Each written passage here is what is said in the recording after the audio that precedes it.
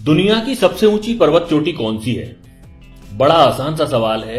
हर कोई जानता है कि दुनिया की सबसे ऊंची चोटी का नाम माउंट एवरेस्ट है। दरअसल ये उन बेसिक सवालों में से एक है जो हमें बचपन से ही रटाए जाते हैं।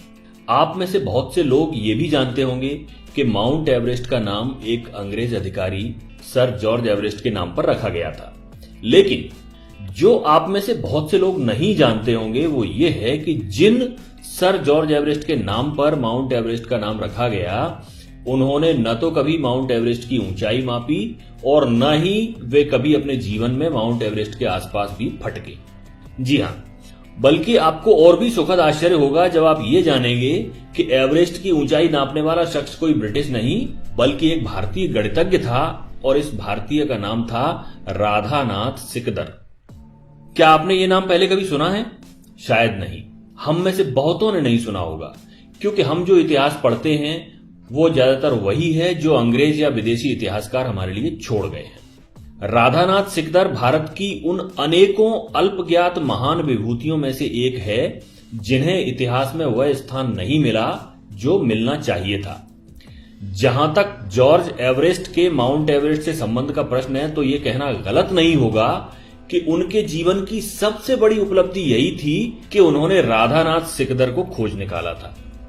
दरअसल 19वीं सदी की शुरुआत में अंग्रेजों ने भारत का मानचित्र तैयार करने के उद्देश्य से पूरे देश का एक त्रिकोणमितीय सर्वेक्षण का प्रोजेक्ट आरंभ किया था।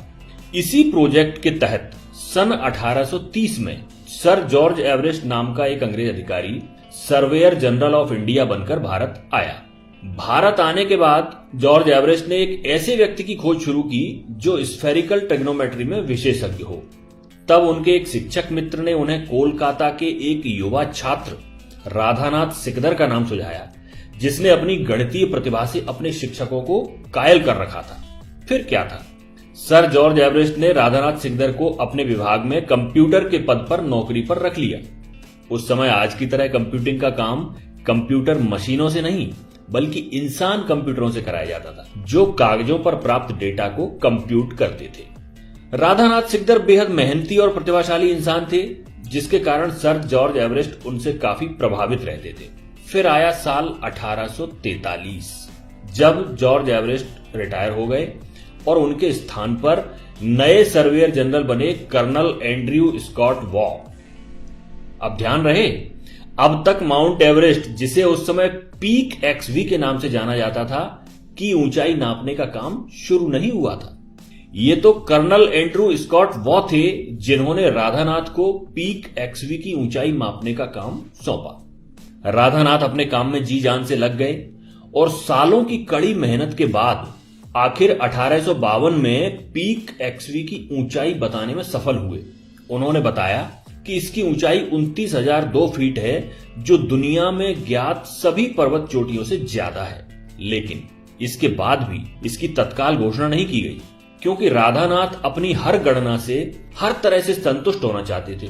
सभी आंकड़े एक बार फिर से जांचे गए और आखिरकार 1856 में जब वे पूरी तरह संतुष्ट हो गए, तब इस बात की आधिकारिक घोषणा की गई कि पीक एक्सवी ही दुनिया की सबसे ऊंची चोटी है। इससे पहले कंचनजंगा को दुनिया का सबसे ऊंचा पर्वत शिखर माना जाता था। खैर, अब बारी आई पीक एक्सवी का नाम रखने की। अगर भारत उस समय आजाद होता तो बहुत संभव था कि उसका नाम माउंट सिकदर या माउंट राधानाथ रखा गया होता। लेकिन उस समय तो हुकूमत अंग्रेजों की थी, तो कर्नल एंड्रयू स्कॉट वॉ ने उस चोटी के लिए नाम चुना माउंट एवरेस्ट। यह नाम उन्हीं सर जॉर्ज एवरेस्ट के नाम पर था जो कर्नल एंड्रयू स्कॉट वॉ के पूर्व भारत के सर्वेयर जनरल हुआ करते थे। तो इस तरह एक प्रतिभाशाली और परिश्रमी भारतीय गणितज्ञ, जिसकी शोहरत पूरी दुनिया में होनी चाहिए थी, जो अपने काम के प्रति इतना समर्पित था कि उसने आजीवन विवाह नहीं किया, उसके योगदान को बड़ी आसानी से भुला दिया गया।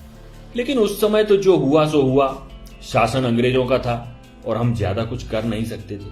परंतु दुख की बात तो यह है कि आज इतने सालों के बाद भी, जब भारत आजाद हो चुका है, हम में से ज्यादातर भारतीय अपने ही देश के इस महान गणितज्ञ का नाम तक नहीं जानते हैं। क्या आपको नहीं लगता कि हमें अपने बच्चों को इतिहास के इन भूले बिसरे नायकों के बारे में बताना चाहिए? क्या यह अच्छा नहीं होगा कि हम जब भी किसी बच्चे को माउंट एवरेस्ट के बारे में बताएं तो उसे साथ ही साथ राधानाथ सिकदर के बारे में भी बताएं। अपने विचार कमेंट में जरूर बताइएगा। जल्दी हाजिर होते हैं आपके समक्ष एक नई जानकारी लेकर। ये वीडियो अगर पसंद आया हो तो इसे लाइक और शेयर करना मत भूलिए। धन्यवाद। जय हिंद, जय भारत।